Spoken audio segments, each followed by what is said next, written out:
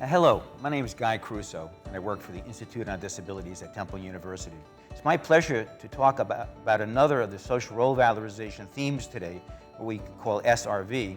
And what we're going to talk about today is called Positive Impressions, Imagery is Important. Now, the goal of today's presentation is really how to use positive imagery to create a positive impression on three levels. One is students with disabilities to others. Secondarily, students to themselves, and third, inclusive post-secondary education initiatives as well. Now, if you remember from a previous module that Darcy Miller-Elks did, she talked about this concept of devaluation and devalued roles. And she listed 6 of those devalued roles. And these are things that we really need to avoid and protect students with intellectual disabilities against. We don't want students with disabilities to be seen as different, as strange, as odd or dangerous. You know, that's a devalued perception of a student. We want to avoid that. The second one is lifelong child. Oftentimes students with intellectual disabilities are seen as children forever, and we want to really avoid that. Or they're seen as an object of pity or charity, and we feel sorry for them. And again, that's a devalued role, and it's a devaluation placed upon a student with an intellectual disability. Or we see them as a burden. They're just troublesome. They're not easy to work with. Or they're trivial. We sort of make fun of them, and they're not very important. And then the other thing that oftentimes happens to people with intellectual disabilities, they're seen as being dependent, seen as a lifelong client. You know, our role here today is really to try to avoid these 6 devalued roles, and we're going to talk about how to do that. Well, Wolfensberger was sort of a unique guy, and he came up with some interesting concepts that people hadn't heard about before, and he sometimes used interesting words. But one of the things he came up with was this idea of deviancy image juxtaposition. Boy, is that a mouthful to say. And I just talked about deviancy. That means being devalued and different from people. But juxtaposition is a 25-cent word. It means, you know, placing 2 things side by side to highlight the differences. And oftentimes we're not really conscious of this juxtaposition and what it means. So here we have 2 young men juxtaposed side by side. And if you look at the table in front of them, there's childish puzzles. And in the background, you see childish games on the shelves behind them. So what is the image of these young men? Is it of being capable and mature young men, or of young men more like children because of the activity they're involved in and because of the imagery of the games behind them? So you can see the power of images by just the puzzles being in front of these young men. Now let's talk about some important information about images. First, images are powerful. And we're going to look at some pictures to describe this. Here's a cover of a magazine, and it says, "The Living Death, Alzheimer's in America." The powerful word death is used juxtaposed, again, side by side, to a picture of Alzheimer's in America, as well as a picture of an elderly couple with a wife's head, eyes closed, supported on the husband's shoulder, a sense of illness, despair, or even death. Again, images are powerful. Now, this is the back of the magazine, and here's what it says. They steal, shoplift, are violent, expose themselves in public, are verbally abusive, lie, and they don't know any better. And even that print sort of fades away, as if older people are just fading away. These are all negative statements about elders. So even word juxtaposition can be powerfully negative. Here's another example around older people. And this slide shows the bottom side view of a person's head with puzzle pieces falling away from the head, with a hand holding a puzzle piece. The image says the brain game. Alzheimer's researchers grapple with clues. The word game indicates playing with the person's head, while the word grapple makes it seem like a struggle. Again, these are ways that we're depicting older citizens. Now here's a sign. I actually took this picture. The large sign is off the shoulder of a divided 2-lane road, and it says in large letters, "Eakin Rest Home, 24-hour care. You leave him and we'll love him." You know, Tyrone with a telephone number and location. The message is that older people can just be left. You no longer need to care for them, as the nursing home staff will love them. Here's a sign. In the middle there's a triangle with a red outline silhouetting 2 older people bent over, the gentleman holding a cane, the woman holding his hand. Below that, in a square sign, it says elderly people, and to cap it off, on top, there's a sign for cemetery, pointing that way, as if the older people should be walking off to the cemetery. Again, people aren't consciously doing this, but the messages are unconscious oftentimes, and again, this depicts older people as if they're better off being dead. Now we're going to talk a bit about how people with autism can be portrayed by images, and here in a blue square is a silhouette of a child with a purple circle with a white puzzle piece in the center of the head. Such a juxtaposition indicates children, with autism have a puzzle for a brain, they are a puzzle to understand. And is that the image that we want to portray for children and or adults with autism? Here's another one. What does it really feels like to be an autistic mom? This was in the Huffington Post in 2017. And the picture again shows a mother with her head hung low, with her hands holding her head, looking depressed and sad. The image that having a child with autism is devastating. Again, is this the imagery we want to get across about autism? Now let's switch to another disability, mental disorders. And again, this is a man with a head held in his hands with words on his arms like loony bin, your head, get over it, and others. And then below the head held in hands are large letters, crazy, schizo, lock 'em up, psycho, and others, all depicting people with mental disorders in a very negative light. Here's another magazine cover, the Time magazine, and this is about attention deficit disorder. This shows a shaky picture of a man with two sets of eyes, noses, mouths above each other as if in agitation. The words on the cover say disorganized, distracted, discombobulated. Doctors say you may have, in large letters, attention deficit disorder. It's not just kids who suffer from it. The use of the word suffer also indicates a negative response.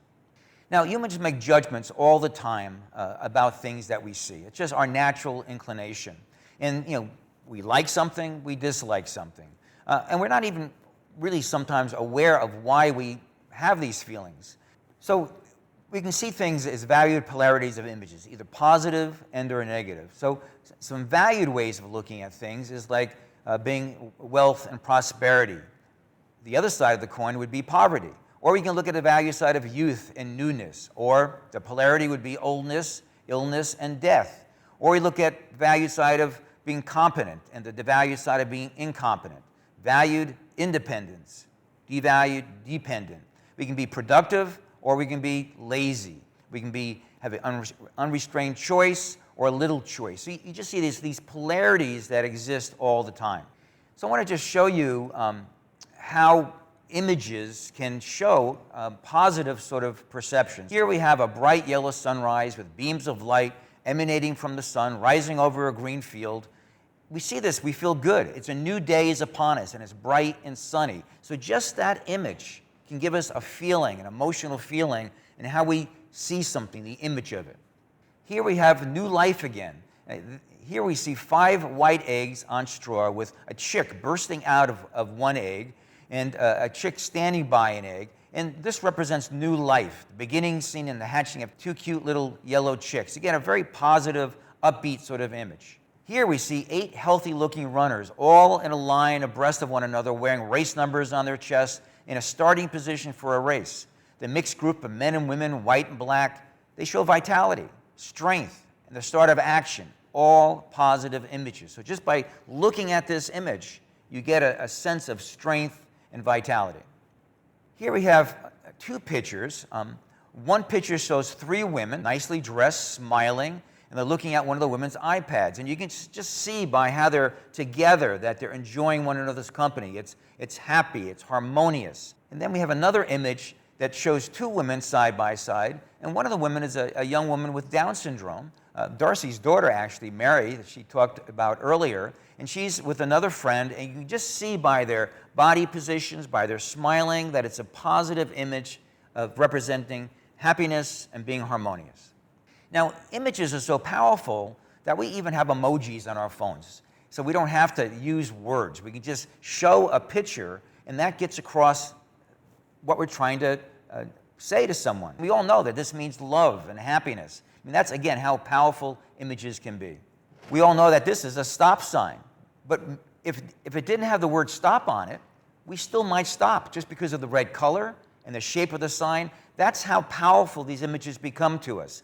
And even in death, there may be images. At a funeral, we expect to see a coffin, an urn, flowers, prayer cards. Okay? At a cemetery, we might see monuments with religious figures or symbols of them as spiritual signs. So again, when we see this image, we think of death and burial. So again, images are powerful. So it bears repeating, images are powerful. They carry lots of meaning in them and communicate positive and negative impressions, as I've shown you. Images, whether positive, negative, or neutral, are used all the time in human communication. So we've come to realize there are negative images and even stereotypes of people with disabilities. Repetition of images, adults with disabilities on a yellow school bus, teenage students with disabilities in a classroom coloring in a childish coloring book, students with disabilities in a transition classroom being called children, kids, referred to as SPEDs, special education kids. Newspapers, school papers, documents continue the negative repetition. So it's no surprise, to me at least, that many of the media stereotypes about disability become widely recognizable because you see them over and over and over again, and you might not even be conscious of it.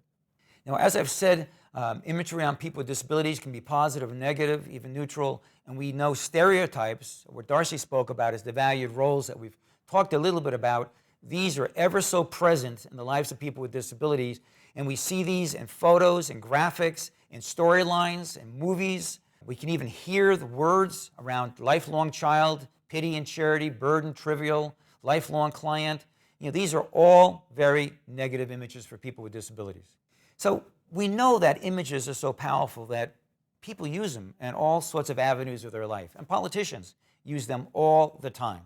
So in politics, candidates are keenly aware of how the images depict themselves. So here from our recent presidential campaign, we have both parties. But look at some of the similarities around imagery here. Biden has his tie on. He's dressed in a blue suit.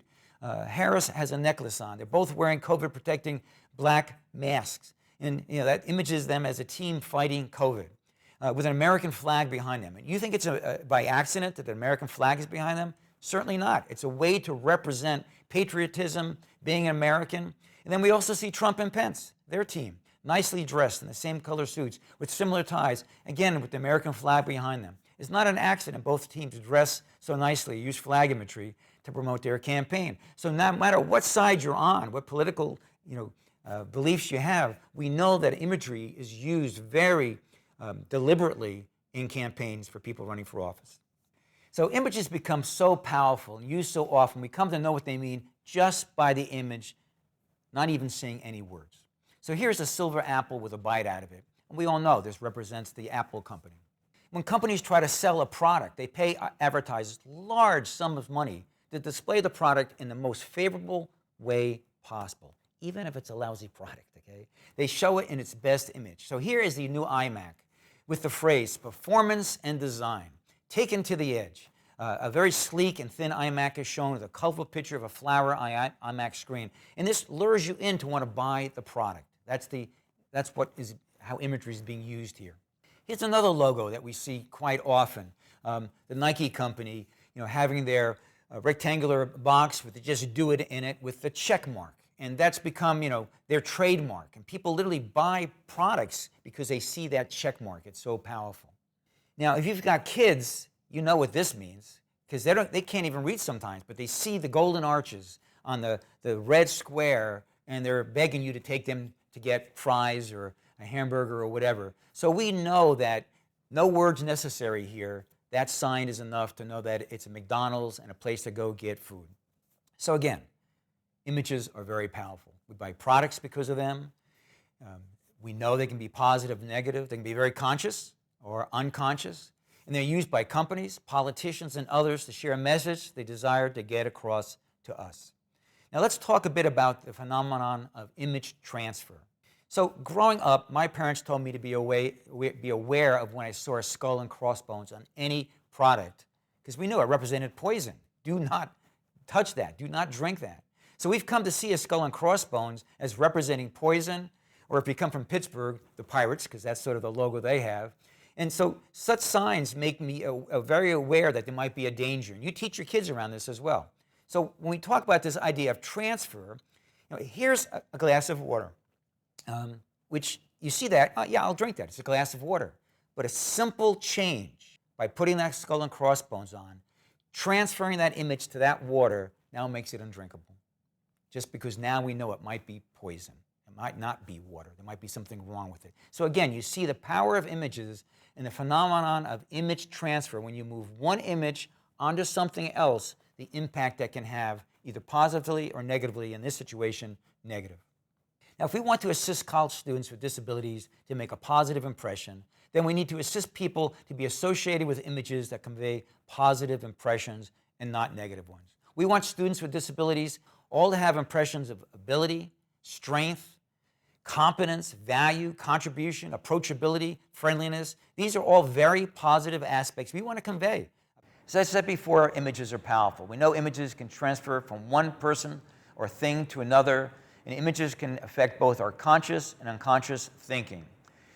Some images we see clearly, like the logo shown earlier. We are aware of what they're trying to convey about a product. However, we are not always conscious of images around us or how they are transferred. Because they are displayed so often, we do not consciously know the impact they may have on us or the person thing being imaged. We are oblivious to the meanings and the messaging, even though it impacts our thinking and even actions. It's like an iceberg. What we see above the water is only a part of the entire iceberg, which is hidden below the surface of the water. So an example for me early in my career working in special education is that even before I saw the teenagers I was to work with, this is what I heard. They were emotionally disturbed and challenging. So I haven't met the students yet, but that's what I'm hearing, okay? The classroom they were taught in appeared as if it was for grade schoolers. Again, I hadn't seen the students, but the classrooms, the image was for younger students, not teenagers. The materials I was used to teach, again, were not what typical teenagers would be using for classroom materials. These were not positive images. So when I actually see the students, I have impressions already in my mind, sort of preconceived notions about the students even before I had a chance to see them. And again, that's the power of images, whether they're visual, oral, okay? They lead you to having impressions about people, like the iceberg example that I gave. As I shared in my story, images can be attached to people through various channels. And here are the 6 channels through which images get attached to people. It can be the physical setting, actually, where people spend time, both exterior and interior. It can be how people look, their personal presentation. It can have to do with their associations and their grouping, who they spend time with.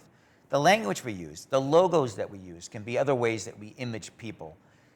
What people do, activities, their use of the time, the rhythms of the day, of the week, of the month, of the year can all impact how people are imaged. And there's other miscellaneous media and ways as well. And I'll share some examples now about these 6 channels through which people are imaged. So here we have a single-family, one-story home with a roofed front porch and sidewalk leading to the front door, but it needs some care. Fresh paint job in the exterior of the home, some new landscaping, a new roof would greatly improve the appearance of the exterior of this building. Okay? So again, when you look at physical setting, the outside of a setting can have an image. Okay? We look at the next image, and this is again another single-family home, but it's nicely landscaped. There's purple flowers on the landscape in front of it. It's got a nice roof. It's nicely colored. It's a whole different image. And if you've ever gone house hunting, you know that first impressions are crucial when you want to purchase a home. So which of these homes would you want to purchase? Again, that's the power of images. We can even look at physical settings internally, the inside of a setting. So here, one of the images shows a storage closet that's being used as a classroom. You've got a small table with sort of uncomfortable chairs. You've got sort of an easel. It doesn't look like a typical classroom, so there's an image to it. And if you contrast it, again, juxtapose it to the image next to it, this is at Wake Forest University, and it's high-tech. It's got the nice tables and the carpeted floor, and it's got the wall-mounted boards with a logo on it. If you had to choose which classroom you wanted to receive a class in, my sense is you'd want to be at the Wake Forest classroom. The second channel I want to talk about is personal presentation, which is personal appearance, how one dresses, how one looks. And no two people look exactly alike, particularly on a college campus or a university campus. And we know there's a wide range of dress and appearances. Nevertheless, students with disabilities need to dress and look as you'd expect other matriculated students to dress and appear. And here we have two pictures of students with disabilities dressed and appearing attractive. We hear how clothes make the man or woman. Well, they do. So when you go for a job interview, or you're trying to do an internship or whatever, you know that how you dress can have a big impact how you make an impression on the people who interview you. Now, a third channel has to do with who you hang out with, who you spend time with, and any groupings that the person's involved in. My mom used to say, "You're known by the company you keep," and she wanted me to be with respected groups and groups that were valued, and certainly not the groups that were getting in trouble or who dressed in certain ways. And this equally applies to students with disabilities as to who do they spend their time with. So here we have an image of students with disabilities in an outdoor setting, but they're all hanging out together. There's no other students without disabilities. So they're associated just with other students with disabilities. Okay? Versus the other image shows four students around the table at a university cafeteria type area, just hanging out. And there's one student with a disability and three without. Again, the image of associations and groupings can be quite powerful. Now, one of the highlights of going to college and university is graduation. And if you only graduate with other students with disability, then this becomes a special graduation in a special setting. And it's not like what other students who are matriculated would go through. So here we have an image of a special graduation only for students with disabilities who attend a new story schools in Indiana, PA, to provide educational behavior services to students with disabilities in grades K to 12 in around Indiana and Armstrong, Westmoreland, and the surrounding county. And then we have another image of the Millersville University graduation, which is for all students, even students with disabilities, promenading together for the graduation. The image here is that you belong, that you're part of the entire college. You're not separate, you're not special, you're not different. So again, groupings and associations can have a lot to do with how you're imaged. Now, the fourth channel is that of language, including logos. Now, we know that people with disabilities have been labeled and stereotyped forever. And we know that words like retard, moron, idiot, downs, epileptic are hurtful and image people in negative ways. There's even been a campaign by people with disabilities to remove the R, in quotes, retard word. It's not welcomed here. It hurts, okay? So we know that our initiatives in higher education need to avoid verbal and written words that image students with disabilities as disabled, as being a medical condition, the autistic, the wheelchair student, the cerebral palsy student. We also, we want to make sure we talk about students with disabilities not as children, because they're students, okay? They're young adults, men and women in college. They're entering the academic and the adult world. Words such as kids, youngsters, teenagers, they image students with disabilities as younger as they are and should be avoided. Equally, patting students in the head, speaking in a sing-song language, thinking of them by their mental age, these are all negatively imaged students. To become an adult, it's important to be treated and talked about as such. Another language trap is thinking, talking, and writing about students in inspirational ways. Using words like amazing, overcoming, persevering, exceeding expectations. Never in my life would I have expected. We mean well by this, but again, the image is that these are exceptional people. They're not like us. And people with disabilities want to just be treated with respect and dignity and provided an opportunity and talked about like any other non-disabled matriculating student. So the point here is don't change the rules. Treat students with disabilities as you would treat any other matriculated student. In the language you use, the course titles you develop, the names of the initiatives you create, and any logos you develop and use. Now, the fifth channel is about activities use of times and rhythms. And we say time and rhythms, we're talking about days of the week, the month, the year, what sort of takes place in a typical course of the year. And what students with disabilities do as far as any college, university activity on or off campus should be what is expected for students without disabilities. So here in this image is a student with a disability at Lehigh Carbon Community College, and he's presenting in front of a class like any other student would be doing. The image is that of competence and skill.